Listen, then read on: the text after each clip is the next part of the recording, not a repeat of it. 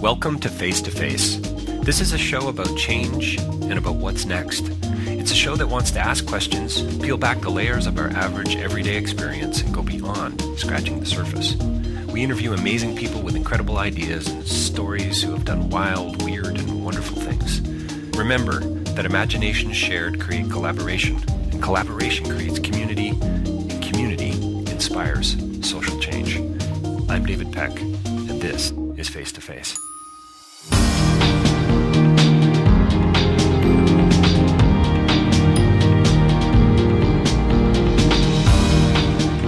Welcome to Face to Face. We're back again for another interesting interview with Rebecca Zach, and she's a teacher, she's a filmmaker, an artist, and a child advocate apparently, and I'm going to ask her a little bit more about that in the next few minutes. And she's working on a PhD but also on a film currently called Raising Creativity. Thanks for joining us today. Thanks for having me, David. Oh, you're welcome. So I just watched the film on YouTube. You could get to, do you want to tell us what the web address is for the film clip? We'll probably get to that again a little bit later, but how can people access what you've already filmed? It's on a website called raisingcreativity.com, and the YouTube video is on that website, and so it's embedded from YouTube. So you could actually go to YouTube and type in Raising Creativity, and you'd find it there too. And from a PhD perspective, this is really interesting because you're not actually writing your PhD. Well, I guess you are writing your PhD, but you're writing it on film. Yeah, so I have to come up with a script. So there's definitely a ton of writing involved, but then I also have to consider the visual side. So it's kind of like visual scripting as well. Yeah. And then sound scripting and everything that goes into a video, right? So I don't know a lot of I know a few PhDs, and I'm hoping to do one myself in the near future, or at least start the beginning of one. I don't know a whole lot of people who have actually filmed a PhD. Tell me a little bit about that. Me neither. Did you have to wrestle your advisors into agreeing to that, or how did that play out? Absolutely. I am my own best advocate, that's for sure. I've sort of been fighting this whole way because I have a strong belief that the academy, it's a dinosaur. It hasn't changed in I don't know how many decades. And so we're in the 21st century, and I just couldn't see myself sitting down to write a 300-page document that's going to sit on some shelf in some library and never get read. It's a whole lot of work if no one's ever going to read it. Right. Yeah, and so, we're in the age of distribution and dissemination. So why wouldn't I capitalize on that? Sure. Yeah. And it'll be fun. Yeah. And so I watched part 2. Is that right? You watched part 1. I watched part 1 of 5 parts of your documentary, but of your PhD as well, which is pretty cool. Yeah, I think. Yeah. It's been fun. Yeah. It's been enjoyable, and it's been different, which I think is what is sort of propelling me. I think that not knowing what's going to happen is kind of fun. And right. Yeah, because there's a structure, there's probably a framework, but you haven't got it all teased out. I mean, you don't have every shot framed or every shot storyboarded, I would imagine, especially in the context of a documentary, right? Things are just kind of happening. Exactly. So it keeps me on my toes, keeps me interested in my own work, which sometimes doesn't, it's hard to have that when you spend 4 or 5 years in a PhD program. So what do you mean that you said you're a child advocate? What does that mean? So you're a teacher. I would say most teachers are probably child advocates, but it sounds like you mean something else. So what I mean is my research it's art-based research, obviously, because it's a documentary, it's very visual, but it's grounded in what's called unschooling theory. So unschooling is the idea that mainstream schooling may be deficient, or in fact, it would say it is deficient. And so if mainstream schooling is deficient, then we have to look at reasons why that may be, or how the mainstream system maybe doesn't prepare learners appropriately, or how the mainstream system even wounds students. Right. And I think that if we're all really honest with ourselves, and I'm really honest with myself as a teacher and with my own history as a student, I think we can all take a look back and realize in small ways or in large ways how the system has not benefited us, how the system has harmed us in certain ways. And me being an art teacher, I see every single day how the system has wounded children's creativity, because we put all kinds of parameters on their learning, and so they're very much boxed in, and they're not free to just, blue sky things and be wild and crazy and imaginative and like children often are. So, but isn't that how school starts? Like at kindergarten, isn't that what kindergarten's all about? Supposedly, that kind of splashing paint on paper and walking through paint and handprints and those kinds of things, building blocks and so on. Or I think that that's sort of a romanticized vision of what kindergarten is. I think that here in Ontario we have full day kindergarten coming in, which is designed to be much more of that, very play based, where the teaching is structured around what the kids are interested in, as opposed to the kids have to accommodate what the curriculum already has laid out for them.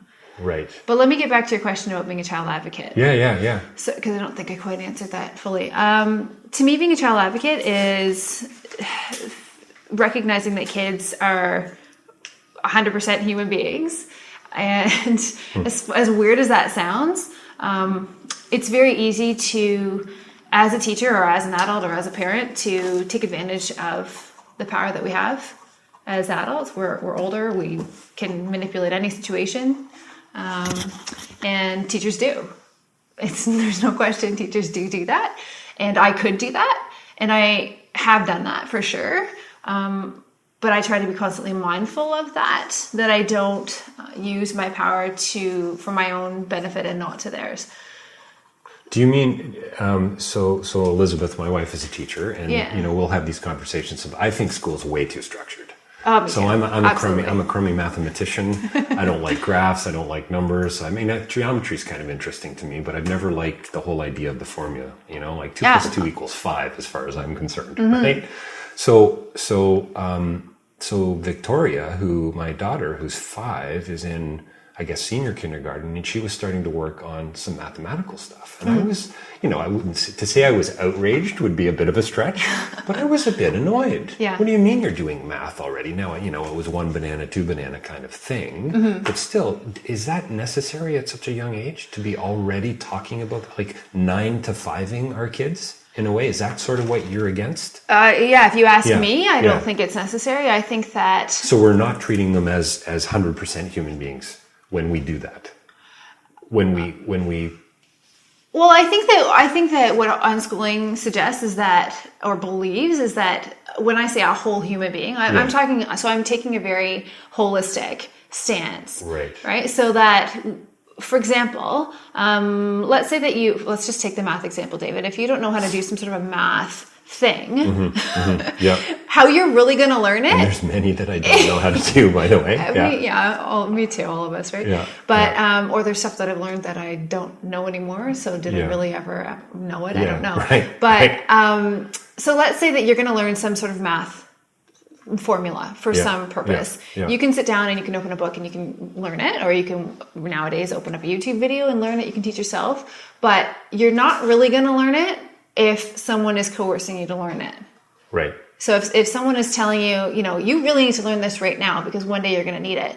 There's that, as opposed to you being in the moment, actually in context, needing that skill and learning it because you need this skill right now to do whatever it is that you're motivated to do. And so for Victoria, adding bananas, she can have a handout or a workbook and add bananas, or she can go to the store and be in the grocery store with bananas and say how many, whatever. Do you see what I'm saying? So it's contextualized then in a sense almost. It makes sense to real life. So I guess what I'm saying is that for me to be a child advocate is I don't want to be the teacher that forces kids to do stuff. And it creates a lot of tension for me in my job because I have a curriculum that suggests that kids need to learn stuff. Right. So it's a bit of me being creative with how we get stuff done so that I can fulfill my obligations, but at the same time fulfill my moral obligations to the kids. It sounds like this idea of being a child advocate or this whole notion of unschooling is pretty wise to me, but at the same time, almost an impossible journey. I mean, what did Yoda say? You got to unlearn what you've learned, right? And I think that's kind of what he meant to Luke. Yeah. Right? You got to let go of all that other nonsense that you've you thought was about being human, Yeah. and I'm going to reteach you about what the force is and how you interact with it. And that's kind of what you're saying, hence right? hence the name Unschooling. So you talk about these systemic issues. How do you actually start chiseling away at that? How do you start breaking that down? I mean, you clearly are already through the film and your PhD. You've already challenged the institution by saying, I'm not going to write one, I'm going to film one instead. So that's kind of, it seems to me, how you start to break that down. But how do you do it in the context of the classroom? When so many of your colleagues aren't working through the process of unschooling, they're actually, working it from the angle that you're suggesting we shouldn't be working it from, if you know what I mean. If you're turning it on its head, they're kind of, still, it sounds pretty critical to say that they're wallowing in the status quo, but probably on some levels there is a certain amount of that, I would think. And for those people, they would probably and I'm not saying that they don't do a good job. I'm not saying that they're good people and they don't care or anything like that. Like, certainly the people that I work with are great people and great teachers in a respect. Yeah. Well, it's a different kind of teaching, what you're advocating for, right? It's a totally different paradigm, really. Yeah. And I think that in our board, I think our board is the same as every other board in Ontario, but stuff comes down the pipe from the ministry, and it's our job to do our job, so we just do our job. And I wrestle with a lot of stuff all the time because I'm against a lot of things that comes down the pipe. I don't agree with the politics and the reasons why we do things, and standardized testing, for one. It's just the most ridiculous thing I've ever heard of, and I've marked those tests and I know how flawed they are. And luckily I've never had to teach grade 3 or 6, so I've never had to be in a position where I've had to promote something that I think is, can I say, inherently evil? Yes. Yeah. So I have kind of avoided certain things, but I also am okay with being outspoken about the things that I do believe in, and sometimes it leads to awkward conversations at school. But I would think that those awkward conversations need to happen at some point. I think that to be a teacher is kind of like, it's part of our responsibility to be really critical. Right. And yet I don't think our board or our profession really expects that. I'm kind of treading on some uneasy ground, there's a system that's been accepted for the time being, right? And then it'll be tweaked as you do more research and you get more results on different standardized testing and these kinds of things. And there's certain models and theories that seem to work better than others. And I wonder, though, if to some degree we're talking back about what you talked about before, this holistic 100% human being, right? Yeah. The words that came to mind for me were structure and manipulation. And this is where Elizabeth and I have had these conversations, because I think what's happening to our children, not our children specifically, but children, society's children, the global children, is that we fashion them and we mold them into the system does. So it's highly ideological. It's not even by design. It's not like educators around the world got around a big desk and said, hey, we're going to manipulate children and this is what we're going to do. But I think ultimately it seems to me what's happening is we are kind of squashing some of those creative edges and that marrow out of our kids and turning them into these matrix-like batteries, somewhere along the way. And then we have all these Band-Aid solutions, right? So like we've had a dropout rate. We've always had a dropout rate, but the dropout rate is always something that we've tried to mend. And a number of years ago, the McGuinty government brought in the Learning to 18 law. It's hilarious. It's the 218. Yeah. I don't even know what that is. Sorry. I don't know. I'm 30 and I'm still learning. So right. It's kind of stupid in that respect. But in another respect, it just completely ignores all the other ways that there are to learn. Oh, I see what you mean. Right. So, and what about all those kids that don't go to school because they're homeschooled or they're unschooled or they're on some sort of a gymnastics team and they spend a ton of time doing that and their school is in the evenings with a tutor or whatever.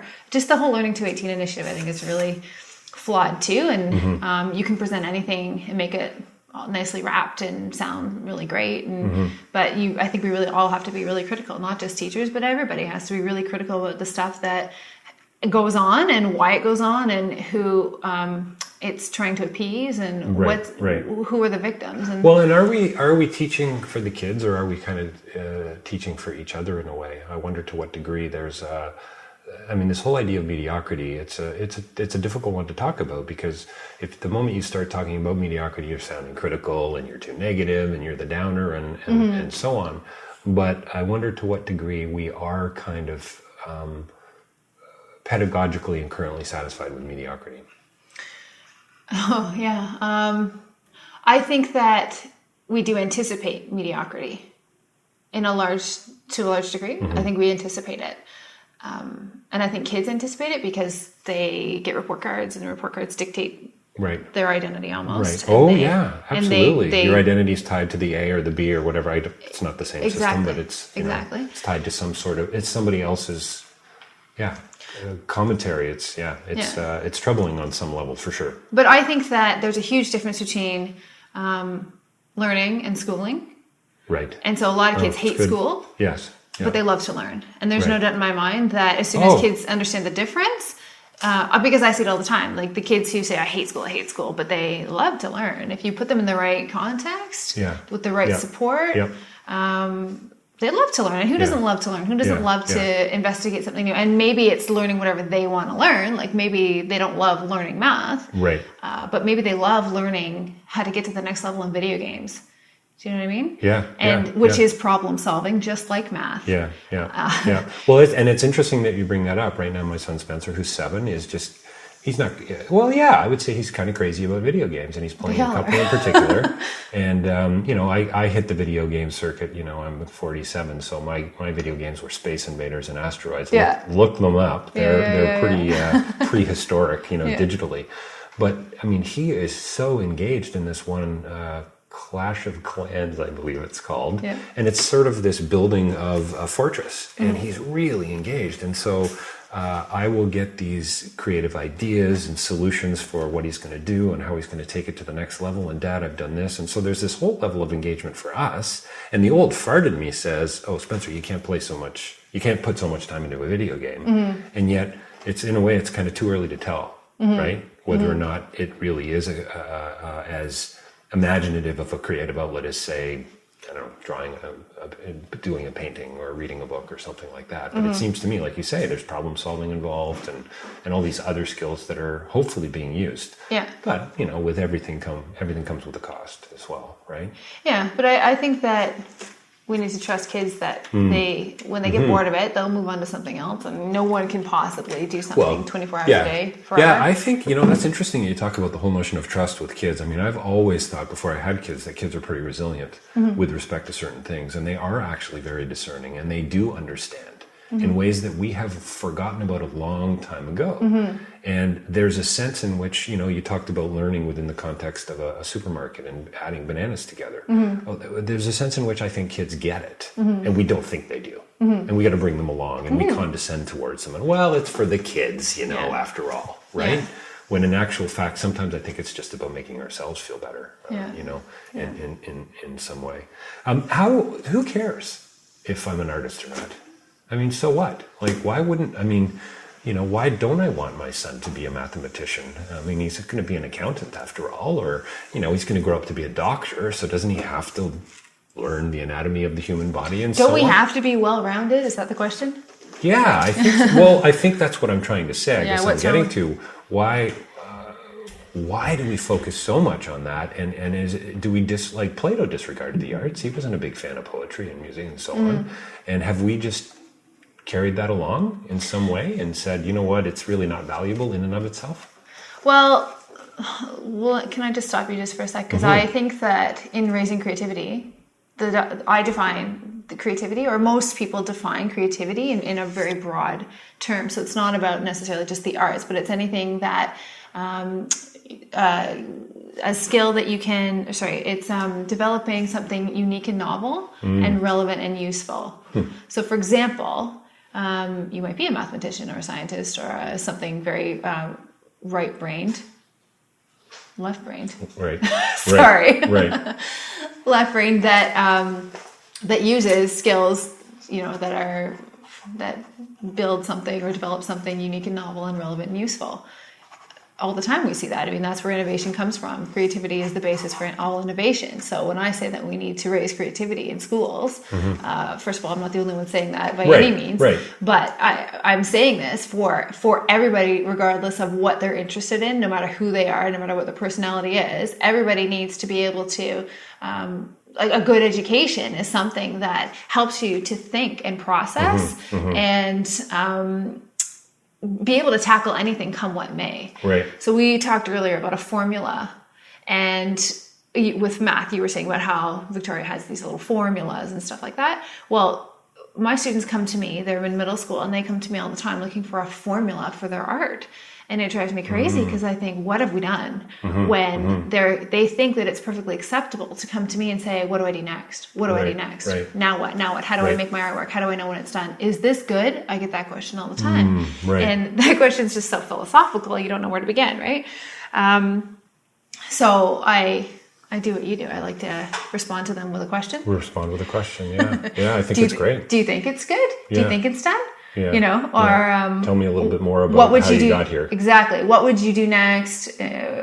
Whatever it is, you know, whatever they bring to me. That's kind of where we go with it. But the fact that they're so willing, and I think this is problematic, and I think this is an indication that there's something wrong with the system, that they're so willing to hand over that power to us as parents and to as teachers and authority figures. And I get it. That's kind of how it sort of has to work. I'm not saying that it doesn't have to work this way. I mean, you would have complete disorder and chaos in the classroom, right? And maybe that's what we have to get to a little bit more. But how does a teacher then, you know, make qualitative and quantitative distinctions when your class is completely, you know, it's pandemonium out there, right? Well, hang on, guys. We got to read the book now. We've got to reflect on Shakespeare. We got to do these math problems. If everybody's out there creating and doing their own thing, right? So I get it why we've set the structure up this way, but again, at what cost? I don't know. I don't know that it has to be that way. Okay. For example, something that I did a lot this year is, because I'm getting more risky all the time, as I become more informed about these certain things, I let them mark themselves. So self-evaluation, self-assessment, and how that works is I prompt them. Right. And these are middle school kids, right? So they're not little kids. Like, they know when they've done good work. They know when they've. Yes. I think that a good measure of how well someone has done is not some teacher or some adult saying, "You've done this well on this. Get better at this." Right. But for somebody, small or young or old, to be able to say, I've done this well, and I need to get better on this, and here's my plan for getting better at this certain aspect, and that's where I'm going.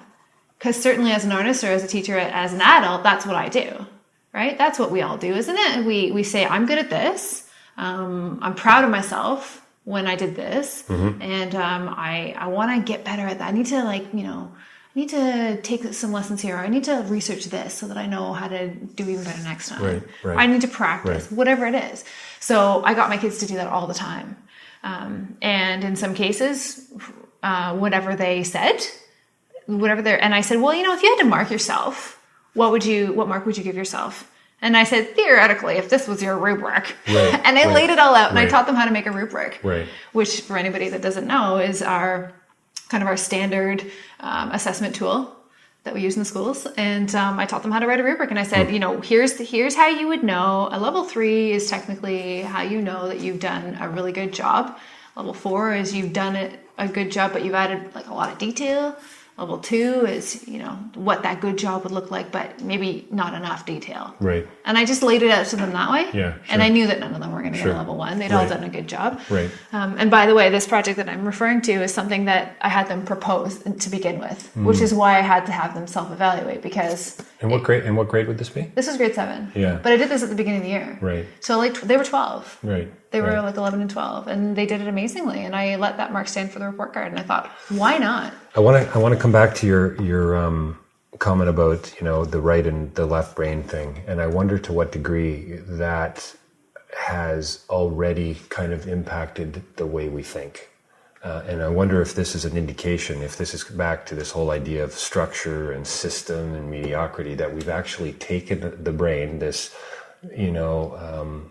I was going to say machine of creativity, but it's not. I don't think that's fair. But this community of creativity, and we've turned it into a machine. And we've said, you know what, we're going to segment it now. So isn't that somewhat problematic already? Because we've said this portion of the brain does this. So what we've done is we've systematized the brain. And we've compartmentalized the brain, and this part of the brain is about creativity, and this part of the brain is about other things. Well, truthfully, what we know is that it's not so binary. Well, this is the thing; it's polarized. It's plus and minus again. It's up and down. It's positive and negative. And here we go. You're an artist, and I'm not. I'm the mathematician in the crowd, Rebecca. Yeah. You're the artist. Yeah. I can't paint. Yeah, so we reduce ourselves all the time, right? Yeah, it's a horrible form of reductionism. Absolutely. Human reductionism. Yeah. And we're back again. Now we're 78% human. Yeah. Right? Yeah. Because I don't create. Yeah. But I know how to solve problems. Well, I know how to use a scientific calculator, right? Yeah. Or whatever. Yeah. And I have those discussions a lot with my kids too. Like, for example, I was a keener in school, and I always got straight A's except for gym. Right. I always got some sort of another letter in gym, and try as hard as I could, I never could have gotten an A. And so I thought of myself as, I'm not an athlete, I'm not good, I'm not good at any of that physical stuff.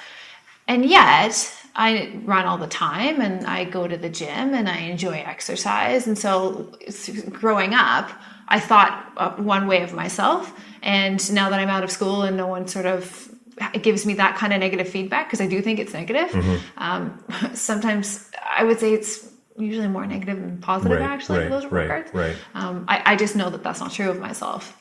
So that's just, one personal example. But how do you remain an artist? The Picasso question. I don't think we really addressed that. How do you, I think at some point in our lives, I was talking about this with somebody the other day. Is it 12? Is it 13? Is it 11? We go out of our way, it seems, to squash that, to push that out of kids. Don't dream, don't imagine, and so on. Be practical. Got to get a job. Only spend 4 years in university. You can't, certainly don't get a degree in philosophy or art. And so both of us are virtually useless as far as society is concerned, with my 2 degrees in philosophy and yours. I remember, I've written about this, but I remember one of my doctors years ago saying to me when she found out I was in philosophy, that and a quarter is going to get you a phone call. Right? Oh, gee. It's an old line. It's a cliche, but still, I'd never heard it. And B, it was just kind of like, wow, thanks. Appreciate the affirmation. And so, so how do you remain that? How do you not have that squashed? How do you fight back? Well, it's interesting, right? Because usually people pursue the arts as a profession or as a hobby because it makes them happy. So going back to that human, that holistic view of a child or of anybody, we do these things because we are human. No other species can do it. So obviously we do it for some sort of a reason. It just makes us feel good. If there's something about being a human that engaging in some sort of a creative task makes us feel good. And curiously enough, that never winds up on a report card. Right. Let's evaluate how happy this kid is because, maybe that doesn't matter. Oh, really? That doesn't matter? Right. Yeah. So anyway, so in the doc, in one of the parts to come, I talk about creativity and what creativity needs in order to thrive. And so 3 things: autonomy, support, and not having judgment. So if you're going to be creative and creativity is really going to thrive, then you need to opt for that task, whatever it may be, on your own volition. So it's you doing what you want to be doing. You have motivation behind it. There's nothing coercing you. It's pure enjoyment, actually.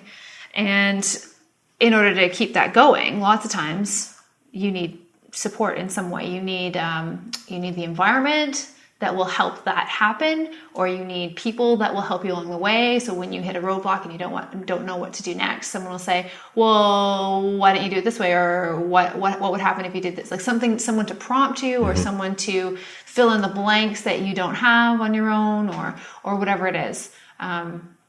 Or someone, a mom or a dad to buy you some art supplies if that's what you're interested in, whatever it is. And then when it's all done, you need to not have someone over your shoulder saying, that's really good, except, or why don't you try this next time, or whatever. Now, if this feedback was requested by the student or the artist, then that's no longer evaluation. That's actually support. Right? Well, it's no longer negative at that point. Exactly. And it becomes critical, which is not necessarily negative. Exactly. And I'm not saying that criticism isn't a bad, like it can be a good thing. Yeah. All of these things are really tied together. They're really, they all kind of flow on top of one another and in and out and between each other. But if you can think about those three things, if you can think about the last time you did something that was creative that you were really happy with, it was probably something that you wanted to be doing. No one made you do it. And you had the tools necessary, whatever those were, and no one was there to tell you yes or no afterwards. You know, when you're all done, and you were in a position where you could say, you know, I did that well, or I didn't do that well. And if you didn't do it well, probably if it was something you were interested in from the beginning, then you probably would have kept going until it was good, right? Because that's usually what happens when you learn. You just keep going until you get it. So what do you think? So this structure, this system, this mediocrity, this ideology behind the way we learn, the way we're educated, it starts at a very young age. And if it makes us less human, at what cost do you think? I mean, do you get happiness? Cost at learning. It costs us learning. And what about community? Absolutely. What about solutions to other problems potentially? What about our, maybe we would be walking on Mars. Yeah. Right? Yeah. Or whatever. Maybe there would be other solutions out there for other things. Oh, there's so many people who have shut down because of the school system. Right. And who knows who those people could have become had they had support and autonomy and no evaluation. Right. Had they been fostered and nurtured in a way that makes them feel alive and feel excited about something, whatever it is. And this isn't just about being positive, right? This isn't just about this is about creating an environment, isn't it? Like, so you're talking about fostering and so on, and I'm just thinking about the critical listener going, oh, great, she just wants to pat everybody on the back, and isn't it wonderful, and, so on. And boy, she must drink a lot of ginger tea. You know what I mean? No, I don't. It's not about that necessarily, right? You're talking about this culture, this... I'm talking about a movement. Like, I'm talking about... just an entire paradigm shift. Right. We'd mentioned full day kindergarten here in Ontario, and that's a really big shift to go from like teacher led, top down to bottom up. Almost like kids run the show, right? And the teacher facilitates them, and pretty much covers the curriculum from that perspective, anyways. I don't know why we have a curriculum for kindergarten. I'll never know, because they're kids. They're so young that, and I really think that kids can create a more exciting, engaging, just a more excellent curriculum many times than what some ministry can produce for them. In fact. What's interesting to me about this whole thing is it sounds to me, I just thought of the line in Blade Runner, more human than human. That's what the Tyrell Corporation is doing. They're creating these replicants, these robots that are even more human than we are ourselves. And I think that was Philip K. Dick's commentary on where we're going to be in whatever year it was Blade Runner was supposed to be taking place. And I think we've actually gone beyond when Blade Runner was supposed to happen, which is pretty weird. Yeah, I think it was 2018 or something the film was supposed to happen in. But this idea that the robot now has become more human, the replicant is more human than we are. And why did that happen? And I think Philip K. Dick would say it was about the system. It was about the squashing of creativity, along with side a lot of other things as well. But if it's really taking away from our humanity, what's it doing to our communities, our ability to converse, our ability to love? How does it affect our sex lives? How does it affect the way we behave towards others, and so on and so on? And I think, I mean, at the risk of overstating, I think it's pretty much connected to everything. When you think at the age that this kind of indoctrination starts occurring, I think it's kind of troubling. And take something like technology, for example. Technology can build community, or it can make you sit in a room by yourself. Right, or break it down. Exactly, right? And technology is such a hot topic in schools right now. Technology, bring your own device, figure it out, BYOD, BYOD, yeah. As long as you're doing it on a computer, it must be 21st century work. Well, no. Right.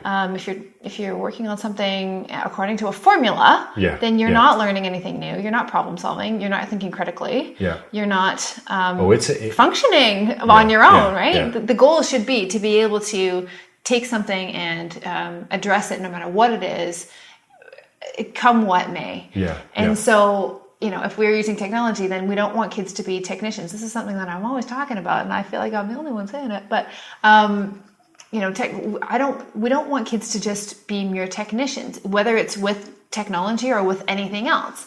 You don't want them to be able to just do what a machine can do and take input and give output, take input and provide output.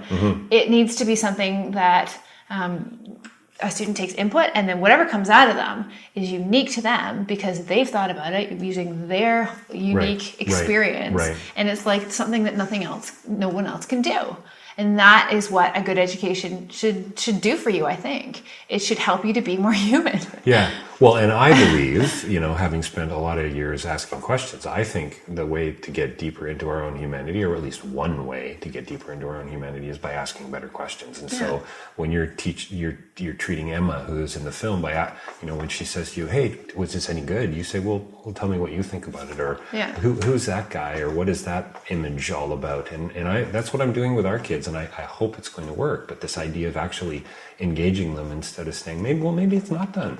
You can always come back to this later, leaving sort of this sense of open structure, right? So you got the page, there's your structure. Now do whatever you want with it, right? And I think sometimes these things like right brain, left brain, bells in the school system going off at 9:02 and stand for the national anthem and all these things slowly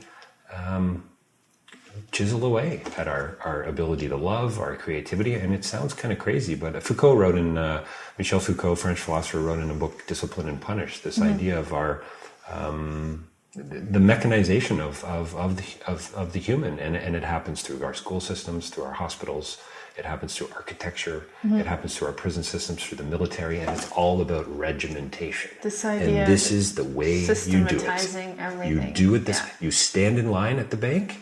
You don't step out of the line, right? And it's all about. I'm thinking about 80s music, Rage Against the Machine right now. This whole idea that we're not going to do what you tell me, right? Yeah. And we're going to break away from that. And I think that was a kind of, in a way, a response. And.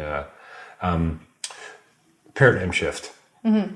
So is it starting? I mean, full day kindergarten? Are we years away from it? Well, I can see, and I hope this happens. I don't know. This is just sort of, I'm not informed on any sort of inner secrets or anything like that. Right. But I hope what happens is that whole model for kindergarten works its way up into primary, so 1 to 3, right, and maybe even eventually 4 to 6. It would have to start out with the kindergarten kids first because those kids haven't been to school yet, so they don't know what to expect. Right.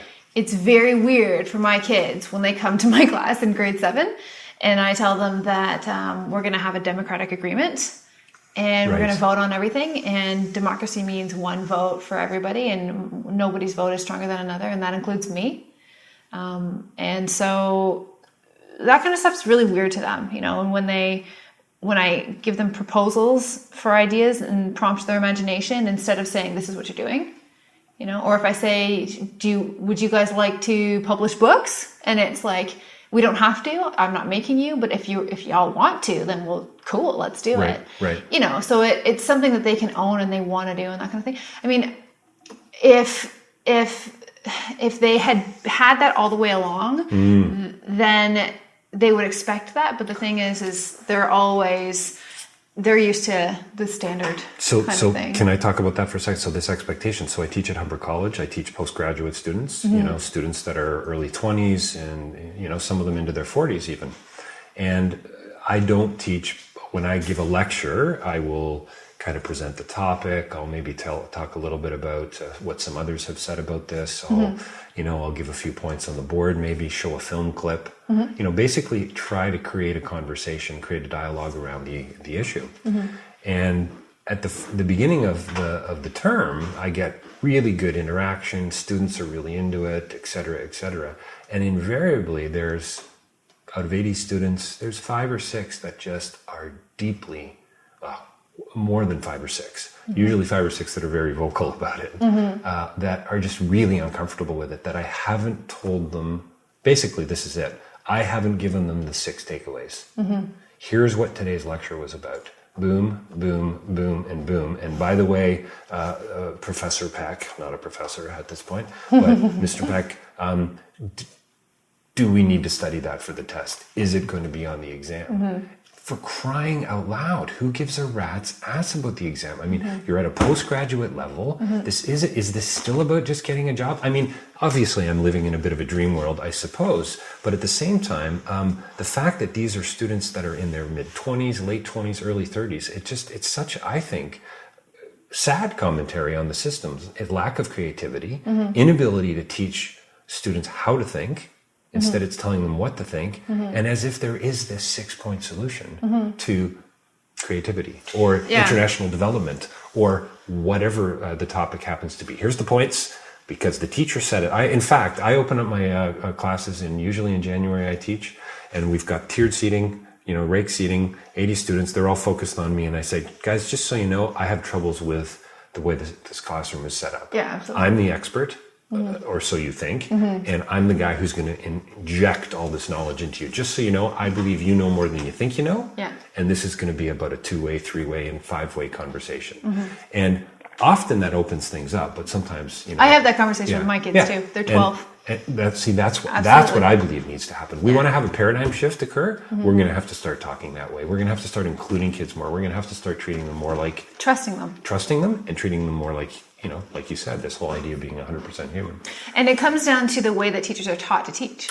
This is where the Foucault stuff comes into play, and his whole idea of this form of discipline and punishment. When you add all these things up, right? We love narrative.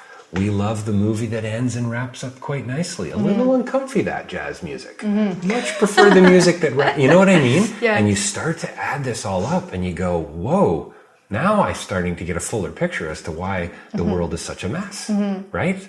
Or why I have so much trouble loving my wife, or whatever the case might be. Or why we wrestle with why our lives are so not neat and tidy all the time, and yet we have this idea somehow, ideologically, that they should be tidy. Yeah. There's such thing as a tidy life. Yeah. I got this great quote that we should probably wrap things up with. I'm not going to use the whole quote, but, well, actually I will. It's W.H. Auden. To achieve anything today, an artist has to develop a strict consciousness in respect of time, for we must never forget that we are constantly, I think, living in a state of siege. Absolutely. Which I so love. I'm not crazy about the whole, war metaphor maybe, but this idea that we're in this state of siege, I think, to keep on our toes, to be fighting against the fight against creativity. Does that make any sense at all? Yeah, I think that creativity, we have to honor it and nurture it and protect it. And protect in a huge way. Because life will do that to you, right? Our structures, our systems will do that to you. And I just think it's really important for people to love their life, whatever that is, and to be passionate about stuff, whatever it is, like I happen to be passionate about painting and education, and that's just me, but I know that other people are passionate about really weird things, like whatever it is, whatever turns you on. I just think that that's what's gonna light you up, and that's what's gonna make your life the way it should be for you. So and if education isn't involved in that, then education is not doing something right at all. So I look at a lot of kids, and a lot of kids tell me they don't like school, they hate school. And I think that that's such a crying shame, and we can do better. We can do better than that. So our tagline here today, more human than human. We're going to borrow from the Tyrell Corporation. The film is called Raising Creativity. Yep. Your PhD is called Raising Creativity, which is kind of an interesting notion, and it's raisingcreativity.com, is that right? Yeah. So check it out, and there'll be more online for you to check out as well. Thanks for the conversation. You too.